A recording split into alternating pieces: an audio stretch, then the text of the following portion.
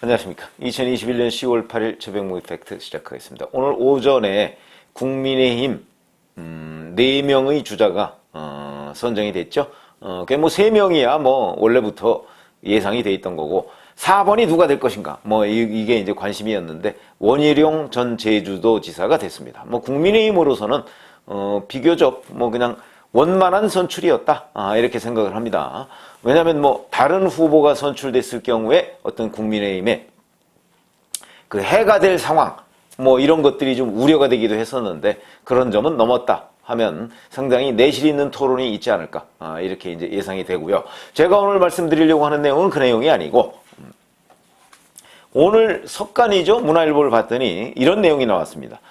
이 대장동 개발 의혹과 관련해서 뭐 사실상 가장 많은 이익을 가져간 사람이 바로 김만배 씨, 전직 언론인인데 이 사람이 그 정영학 회계사 천화동인 5호의 소유자죠. 이 사람이 녹취한 그 녹취록에 보면 김만배 씨가 이런 대화를 한다는 거죠.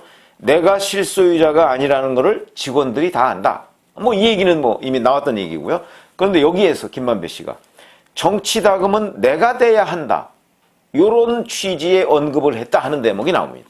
그러니까 김만배 씨가 정치자금 얘기를 꺼냈다. 여기에 저는 굉장히 주목을 해야 된다고 봅니다. 왜냐하면 사실 김만배 씨하고 유동규 전 그 성남도시개발공사 기획본부장 사이에 700억을 주기로 했다는 약정이 있었다는 것도 거기에 녹취록에 있다는 거고. 근데 김만배 씨가 정치자금은 내가 돼야 된다. 이런 취지로 거기서 얘기를 했다는 거죠. 자, 그러면 이 정치자금이라고 하는 것이 과연 뭔가? 김만배 씨가 언급한 정치자금의 수혜자는 누구인가? 이런 것들이 이제 핵심으로 접근해 가는 하나의 연결고리다. 저는 이렇게 생각합니다. 우선 생각해 볼 수 있는 것이 자, 김만배 씨는 이 화천대유의 실소유주입니다. 100% 지분을 가지고 있죠. 그런데 화천대유에서 장기 대여금으로 김만배 씨가 470억 원을 빌려갔습니다. 이 470억 원에 대해서 김만배 씨는 그동안에 뭐 묘 이장하는 거 비용 뭐 이런 것들 뭐 이렇게 둘러댔는데 아니 개발하면서 이장 비용 같은 거를 왜 자기가 개인적으로 그 화천대유에서 장기 임대를 해가지고 그걸로 계산합니까? 그 계산은 공식적으로 나가도 되는 돈이거든요. 그렇기 때문에 저 김만배 씨의 해명은 믿을 수가 없다. 이렇게 나왔던 것인데 근데 그 중에 일부가 드러났습니다. 이 473억 원 중에 100억 원은 분양 대행업체인 이모 대표한테 빌려줬다. 그런데 이 이모 대표라는 사람이 이걸 전액을 토목건설업체인 나모 대표한테 또 전해줬다는 건데 이게 뭐냐면 원래는 이 대표가 나 대표라는 사람으로부터 20억 원을 빌렸는데 갚을 때는 100억 원을 갚은 것으로 돼 있습니다. 이것도 잘 이해가 안 되죠. 그런 점에서 이게 왜 20억 원을 빌리고 100억 원을 건넸을까? 여기 이 이상한 거래에 어떤 정치자금 같은 것들이 중간에 끼어들어가 있지 않을까 하는 의심을 해볼 만한 대목이다. 이게 이제 김만배 씨가 정치자금은 내가 돼야 된다라고 한 부분. 이게 이제 김만배 씨가 100억을 이모 대표한테 건넸고 이모 대표가 나 대표라는 사람한테 건넸는데 근데 나 대표라는 사람이 20억 원을 이 대표한테 빌려준 적이 있는데 이 대표는 왜 100억 원을 건네줬을까? 이런 것들이 이제 의문시되는 그 중간에 그럼 80억 원이라는 부분은 뭔가? 이게 순수하게 이장가 이런 부분이 이제 검찰이 규명해야 될 대목인데 그거와 김만배 씨가 얘기한 정치자금이라고 얘기한 부분을 연결을 시키면 여기 곳곳에서 정치자금을 뺐을 가능성 이런 것들이 충분히 지금 얘기가 되는 거죠. 분석적으로 가능하다는 얘기입니다. 그렇게 된 거고 그 다음에 또 정영학 회계사의 녹취록에 보면 이런 대목도 나온다고 합니다. 성남시 의장한테 30억 성남시 의원한테 20억 실타는 350억 이건 어제 이제 KBS 뉴스9이 보도한 건데 이런 내용들이 녹취록에 나온다는 거죠. 그러면 이제 실탄이라고 하는 것이 결국 로비 자금을 의미하는 거 아니겠습니까?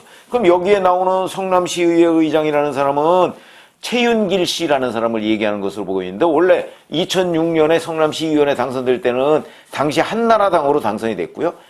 2012년에 이 사람이 갑자기 민주당으로 말을 갈아탑니다. 당적을 변경한 거죠. 그러더니 2012년 7월부터 2년 동안 성남시의회 의장을 했고요. 이 의장을 하는 기간 동안에 성남시설공단이 성남도시개발공사로 바꾸는 조례안, 이게 통과가 됐습니다. 그러니까 아마 당적을 바꾸는 그 시점에 이 최윤길이라는 사람은 민주당 쪽과 매우 밀접하게 관련이 돼 있고, 그러면서 김만배 씨로부터 30억 원이라는 돈을 받게 돼 있었던 것이거나 아니면 받았거나 둘 중에 하나가 아니겠는가. 이거를 이제 김만배 씨가 정치자금이라고 표현을 했을 수도 있겠다. 이런 생각이 들고요. 그 다음에 오늘 동아일보 보도를 보면 이 화천대유 측의 핵심 관계자를 인용해서 이런 보도가 나옵니다. 천화동인 1호의 이한성 대표는 감시자에 불과하다. 그러니까 무슨 얘기냐? 이름만 빌려줬다는 얘기죠. 그럼 이한성 씨는 누구죠? 이재명 경기도지사의 경기도지사 시절에 평화부지사라는 걸 한 이화영 전 국회의원. 이 사람과 과거에 이 사람이 보좌관을 했었고, 이 사람과는 4년 전까지 동업을 한 관계입니다. 그런데 이름만 빌려줬다? 그러면 이 사람이 이제 뭔가 이재명 지사와 관련이 돼 있을 가능성, 충분히 분석적으로 가능한 얘기다. 이렇게 볼 수가 있는 겁니다. 그런 점에서 본다면, 자, 과연 이 녹취록에 나와 있는 여러 돈, 이런 돈, 저런 돈 어쩌고 하는 것들이 정치인들의 후원금으로 쓰인 것 아니겠는가, 이런 얘기가 이제 나올 수 있고요. 그러면 자, 녹취록에 김만배 씨가 얘기했다는 이른바 정치자금은 내가 돼야 된다, 이 부분은 그럼 무엇일까? 이게 이렇게 생각할 수 있습니다. 여러 가지로 생각할 수 있는데, 저는 그냥 제가 뭐 그걸 어떻게 정확하게 알겠습니까만은 관점을 제공한다는 차원에서 제가 말씀을 드리는 건데, 첫 번째는 이 사람들 김만배, 유동규, 정영학, 뭐 남욱 이런 사람들이 모여서 이 녹취록에 서로 대화를 하고 이 수익금을 어떻게 배분할 것인가 할 때 김만배 씨가 과거 그런 얘기를 한 적이 있었죠. 350억이라는 거는 뻥튀기 된 얘기다. 왜냐하면 각자 나는 얼마 정도의 돈을 썼다 하는 것을 거기다가 다 내놓고 그 비용을 제외한 나머지를 나눠야 될 거 아니겠습니까? 그러니까 썼다는 비용을 뻥튀기해서 얘기했을 가능성이 있는 거죠. 그걸 합쳐놓으니까 300억이다, 350억이다, 이런 개념으로 김만배 씨가 얘기를 했는데, 그렇다면 김만배가 정치자금은 내가 돼야 한다는 것도 결국 김만배 씨가 뭔가 비용 처리를 많이 하기 위해서 뻥튀기를 한 것일까 하는 의문이 하나 생깁니다. 저는 그 가능성도 있다고 봅니다. 있고요. 그 다음에 두 번째는 제가 아까 말씀드렸듯이 바로 최윤길 성남시의회 의장이나 이 지역 정치인들한테 로비 자금으로 건네는 돈, 이걸 정치자금이라고 얘기했을 수도 있겠다, 이런 것이고, 그 다음에 그게 아니고 이재명 성남시장이 이제 뭐 대권 도전한다고 하고 경기도지사, 왜냐면 이게 주로 2019년 이후의 일이거든요. 그러면은 그때는 이재명 경기도지사 시절이죠.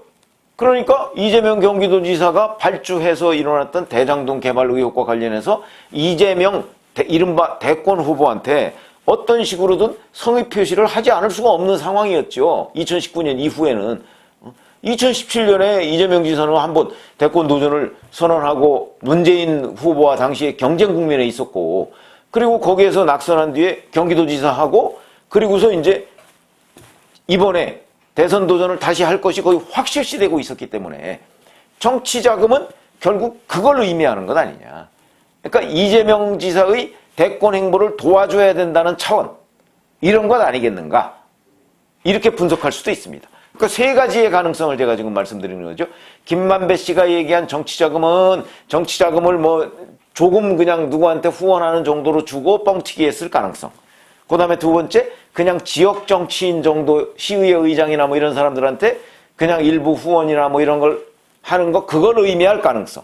세 번째는 이재명 지사의 대권 행보에 대한 후원, 지원, 이걸 의미할 가능성. 이 세 가지의 가능성을 의미한, 이 셋 중에 어느 것, 또는 뭐 셋 중에 두 개나 뭐 아니면 전부일 수도 있고. 그래서 저는 김만배 씨가 언급했다는, 자기들 대화에서 언급했다는 정치자금이라는 부분에 관해서 저는 주목한다. 이게 결국은 정치권 로비 자금으로 쓰였든 아니면 이재명 경기도지사의 대권 자금에 대한 어떤 직간접적인 지원, 그런 것으로 쓰였을 가능성까지도 충분히 의미할 수가 있기 때문에, 자, 이거는 이제 결국 검찰의 의지의 문제겠죠. 수사 의지. 저는 뭐 여러 차례 말씀을 드렸지만 검찰이 거기까지는 안 갈 걸로 저는 봅니다. 아니, 내일 모레 집권당 후보가 되는데 그 사람에 대해서 집권당 후보가 된 이후에 검찰이 이 사건을 수사해가면서 집권당 후보를 낙마시킨다? 상상할 수 없는 일이거든요. 법률적으로는 혹시 상상할 수 있을지 몰라도 정치적으로는 상상할 수 없는 일이고, 제가 정치 후기자를 한 경험으로 봐도 이거는 가능하지가 않다. 이런 관점에서 본다면 아마 내일 모레 민주당 후보로 이재명 지사가 확정되고 난 이후에는 여권은 총력을 다해서 이재명 후보 지키기에 돌입할 것으로 본다. 저는 그렇게 봅니다. 자, 그럴 경우에는 결국 검찰 수사도 이재명 앞에서 딱 멈출 수밖에 없을 것이다. 저는 그렇게 보죠. 그렇게 본다면, 자, 그거는 이제 그 다음에 그렇게 되면 이제 정치 공방의 영역으로 가거든요.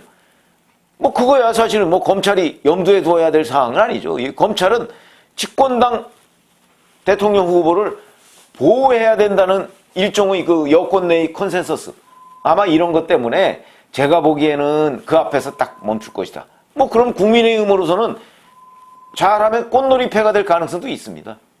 그 뭐 어찌 보면 일반 국민 눈높이에서 본다면 그게 뻔한 거거든요. 김만배 씨가 얘기했다는 정치자금의 최종 목적지가 어디냐 하는 부분도 그 3분의 1 정도의 가능성으로 이재명 지사를 염두에 둘 수 있고, 그 다음에 이 수사가 왜 이재명 앞에서 멈췄느냐, 이거는 정략적인 또는 정치적 중립을 위반한 수사 아니냐라고 국민 눈높이에서 생각할 수도 충분히 있으니까 그건 결국 국민의힘의 그 공세 포인트 중에 하나가 된다는 것이죠. 그런 점에서 저는 오늘 뭐 사실은 그 정영학 회계사의 녹취록에 정확하게 뭐가 있는지 그거는 아직은 분명하지는 않습니다만은 그 일부 이제 문화일보를 비롯해서 일부 신문에 김만배 씨가 정치자금 부분을 언급했다는 부분에 저는 굉장히 주목하고요. 자, 이 부분을 앞으로 검찰이 어떻게 손대서 이 부분을 털 것이냐, 정리할 것이냐, 이런 부분도 굉장히 주목되는데, 저는 뭐 그 정치자금을 그냥 이재명 지사와의 연결고리는 딱 끊어서 유동규 씨 선에서 또는 성남 지역 정치인들 선에서 아마 매듭을 지으려고 할 가능성이 높다, 이렇게 보는 것이고요. 뭐 정확하게 검찰이 어떤 수사 의지를 가지고 있는지 이 부분은 뭐 지금 수사가 계속 진행되고 있으니까 그거는 함께 지켜보시고, 다만 제 의견은 이렇다. 근데 여하튼 김만배 씨는 정치자금 얘기를 꺼냈다. 이런 것들이 지금 보도가 되고 있다. 이런 관점에서 대단히 중요한 언급 중에 하나다 하는 것을 오늘 말씀을 드렸습니다. 감사합니다.